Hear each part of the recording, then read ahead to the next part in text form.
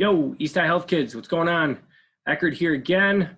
We're going to continue our quarantine learning with our second day of emotional health.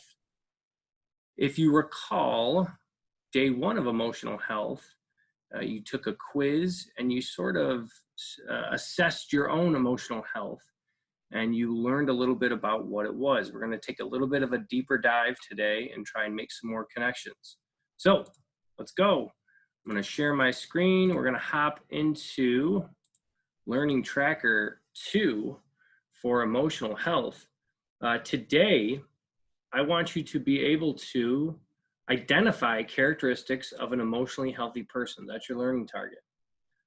Your do now question: how might a person's life be better because of having good emotional health? You have good emotional health. How can that improve your life? Think about that. Respond. What opportunities could come available to someone who has really good emotional health? All right, so today we have 4 vocab words for you. First vocab word is emotional intelligence. So that's the capacity to be aware of or control and express one's emotions. Control your emotions. Here's so many people that struggle in life because they can't control their own emotions. I mean, I know people that have gotten into a lot of trouble, lost jobs because of their inability to control and express their emotions in a healthy manner. And also, it says here, to handle interpersonal relationships judiciously and empathetically. Remember that empathy, caring about others, and judiciously doing it in a manner that is just and fair, right? So that's your emotional intelligence. How good are you at controlling those emotions and expressing them? Next vocab word, pessimistic. Remember, last lesson we talked about optimistic. Now this is pessimistic. So tending to see the worst aspect of things or believe that the worst will happen. I know there are definitely some people I can think of in my life that are more pessimistic than others, and we call those people Debbie Downers. I think there's like an SNL skit where there's Debbie Downer, and no matter what's going on, this lady always makes a comment and brings the mood down and makes everyone feel upset, right? That's a pessimist. They always see the negative or the worst in a situation. Next word is adversity. We've talked about that. That's the difficulties or misfortunes that people may incur in their life. And then emotional health, how a person thinks, feels, and acts as he or she copes with life. So today, this lesson, not to be repetitive, but we do want to touch upon and sort of think about those characteristics of emotionally healthy people again. So emotionally healthy people accept who they are. They're confident in who they are. And they have self-confidence because of that. They have a good self-image. They express their feelings in a positive, healthy way, and that helps them build relationships. They're concerned about others and care for others. They express empathy and show that empathy for other people in their situations. They deal with change really well. They try and resolve conflict instead of escalating it. They tend to be more optimistic than pessimistic. And they take responsibility for any choices or actions that they make. And I may have touched upon this last lesson, but people that struggle in life, they give excuses for their actions and personal choices instead of taking responsibility, learning, and growing from those. We make mistakes. I know I've made countless mistakes, but it's the ability to use those mistakes as learning periods or moments in their life and move on and grow from them, right? And I like this. Miss Flaherty put these in. I see these every now and then on social media. But think about this. Sometimes it's about your perspective. Can you see it from someone else's perspective? Can you look at something in an optimistic lens versus a pessimistic? So look at these 3 pictures down here. And I've been struggling with this. I've been looking at these for a while. Right here, I only see a frog.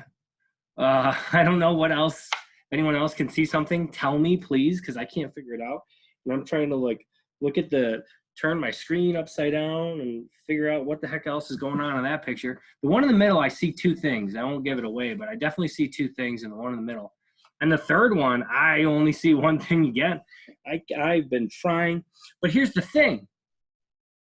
I'm trying. I am looking at something, seeing 1 thing, but I'm doing everything that I can, moving my head, tilting it, I flip my screen upside down to try and see from a different perspective, a different image. Think about that. How can I take that when just looking at a little picture and apply it to my real life? That's sort of what I'm getting at, right? So fun little activity. What do you see in each picture? Put it down in the box below each picture, right? You see more than what Mr. Eckert's seeing? Put it down. I want to know. Please, someone in one of my classes, tell me what else is here besides a frog, right? Tell me what else is here than what I'm seeing right now. Please help me out. Was it difficult to be able to see both? And did you have to move your screen? So just tell me a little bit about that right here. So someone who is emotionally healthy has the ability to understand and respect others' people's perspectives, be understanding to others, be resilient. Like, I could have been really frustrated, and I know people that get frustrated with video games. They throw their controller at the game, they smash the screen, right? I've seen it. We've all seen those videos of, a kid flipping out and throwing the remote at the TV or something like that, right? I could have gotten really frustrated with this. No, I'm resilient. I keep coming back to these images, trying to see something else than what I'm initially seeing. And be aware of those feelings and what's causing those feelings. And then try and work on what's causing those feelings instead of getting caught up in them, right?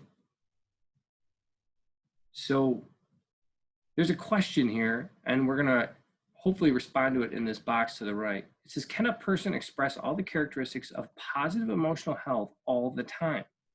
Why or why not? So can somebody express all these things all the time? Is it realistic to do that? Or is it not? You tell me. And now we're gonna, this part of the learning track I really like, because we're gonna sort of look at ourselves in the mirror. And it says here, do you know your personal triggers? Now, what are triggers, Mr. Eckert? Well, triggers are things that can set you off. Me personally, I'm a very competitive person. And I don't care if I'm playing a board game or if it's some type of sport. Obviously, you guys know, if you know me, you know that I love basketball. I play basketball, or used to. Not as much anymore, unfortunately. But if I ever lost, that set me off, and I'd get really frustrated. But I would use that loss, and I would just work from that and work harder because of that, and it would drive me. So I want you to look at your own life and come up with something or come up with triggers that affect you. But I want you to look at it in 2 ways.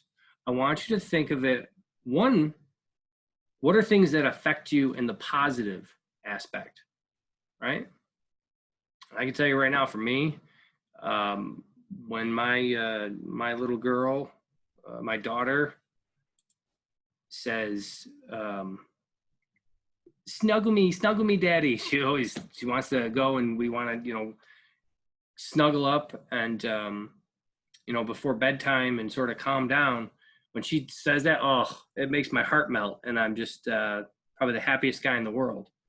And then thinking of the same individual, my daughter can really affect me emotionally when she is just up and down with her emotions. She's a roller coaster, and she's having a real tough time expressing to me what's going on and what's bothering her. This is one individual, my daughter, that can affect me both in a positive way and a negative way, right? So I want you to come up with several positive things that affect you and negative things that affect you emotionally. Write those there. Then you're gonna click on the video. You're gonna take it to this YouTube link in which we talk about emotional intelligence. And since the dawn of humanity, the understanding of well-being. I'm not gonna play the whole video, but know that emotional intelligence is a thing. And once again, when you talk about someone's mental health, their emotional intelligence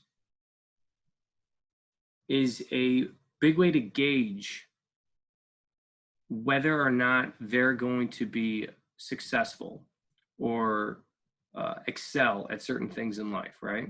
If you are an emotionally intelligent person and you are emotionally healthy, you're going to do really well. And if you're struggling right now, then that's not a time to give up on it or to fall into a trap. You got to keep going. You got to work on these things because that's what's more important, right? So I want you to watch that video and make some connections to the last week's lessons on the brain. So what part of the brain? You actually saw a little part there when I paused it in the video. What part of the brain is emotional well-being? Making a connection to the brain. And then lastly, without looking at your notes, how many characteristics of an emotionally healthy person can you identify? So don't scroll up, right? Stay down here and write, tell me how many characteristics of an emotionally healthy person that you can think of right now. Okay?